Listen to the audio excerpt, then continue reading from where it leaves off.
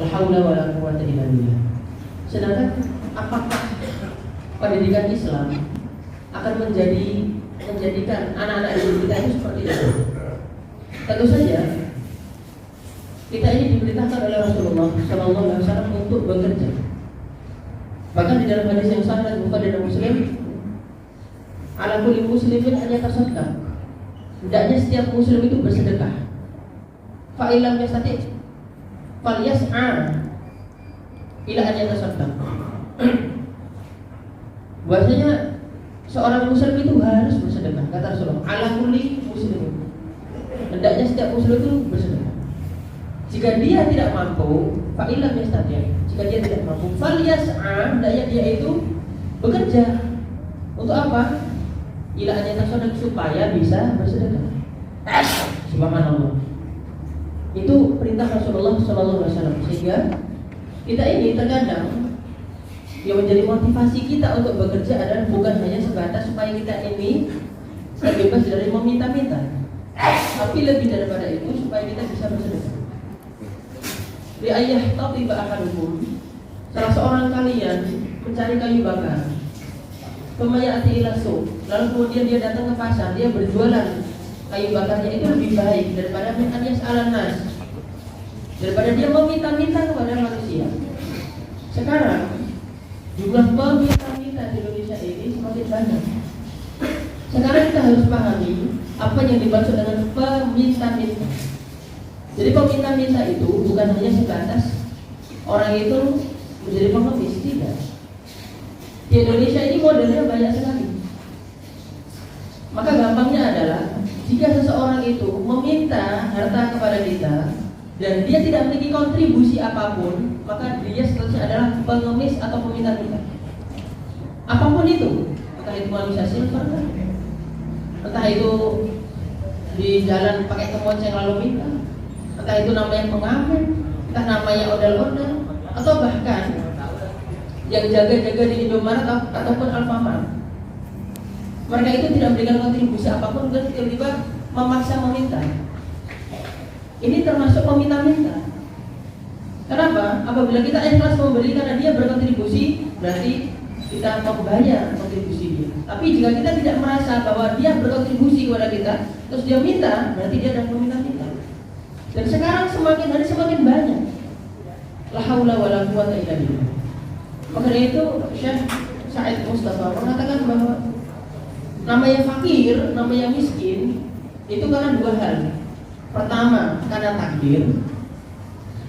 Kedua, karena malas. Kemudian beliau mengatakan bahwa rata-rata 85% orang itu fakir gara-gara malas, bukan gara-gara takdir Allah. Maka itu seseorang ingin mendapatkan harta, ingin mendapatkan rezeki dari Allah tanpa usaha yang keras, tanpa usaha yang berarti dia pengennya mendapat apa dari manusia. Dan ingat, berkonflik, kata Rasulullah SAW sabdakan, izhad fid dunya yuhibbuka Allah.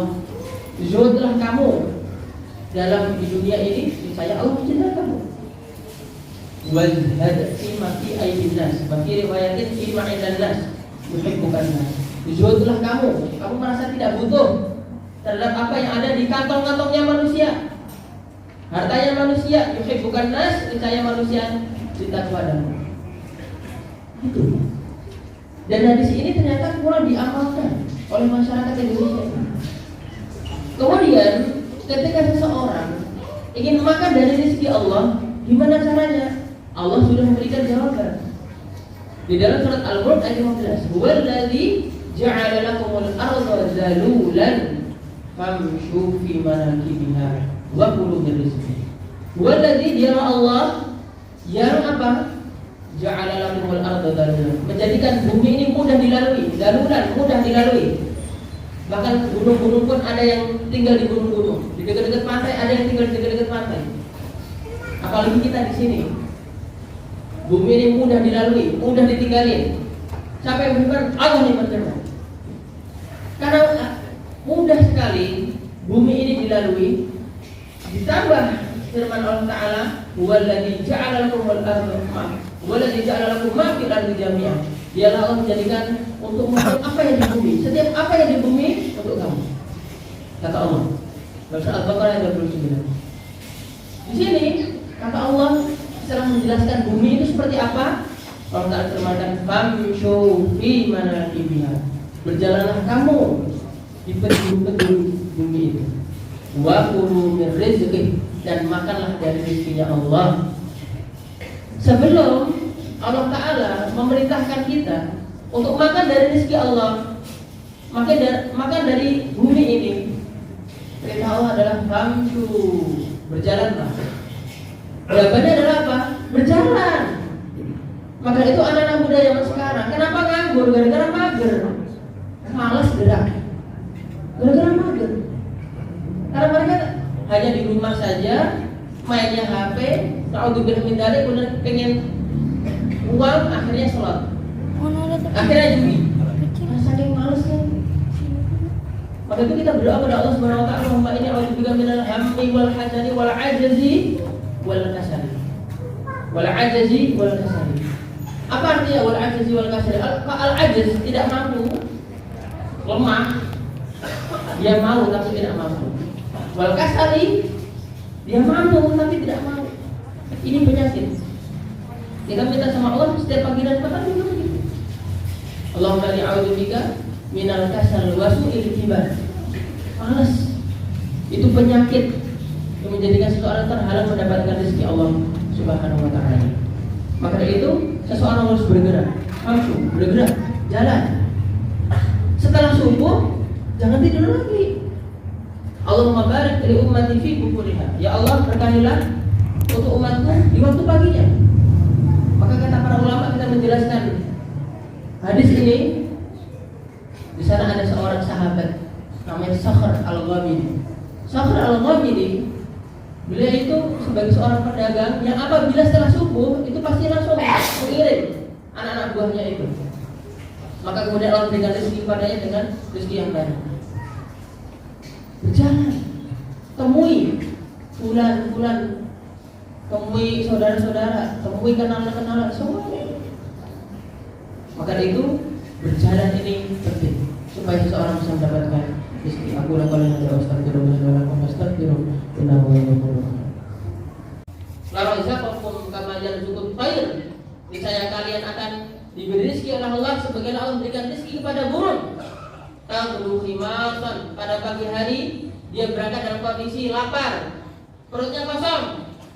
Pagi hari wataruh kebitanan, kemudian pada sore hari perutnya sudah isi. Masya Allah. Tawakal kepada Allah, berjalan, tawakal. Terus buat jaringan. Seseorang itu semakin banyak jaringannya, semakin banyak diberi rezeki oleh Allah.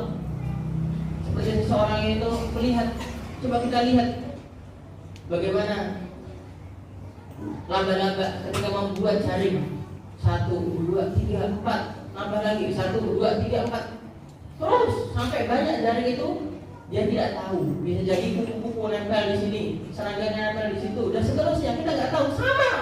Kita kunjungi ke sana sini, silaturahmi ke sana kemari, kita bikin jaringan. Kita tidak tahu. Allah memberikan rezeki dari jaringan yang banyak. Mungkin yang di sana, mungkin yang di sana. Jangan. Anak-anak muda, tinggalkan HP itu. Jangan mager. Itu semua menjadikan kita ini terhalang dari rezeki Allah Subhanahu wa taala. Sedangkan Allah tidak mewariskan berkuatan lagi. Sesungguhnya Allah Maha Pemberi rezeki dan Maha Pemilik kekuatan yang besar.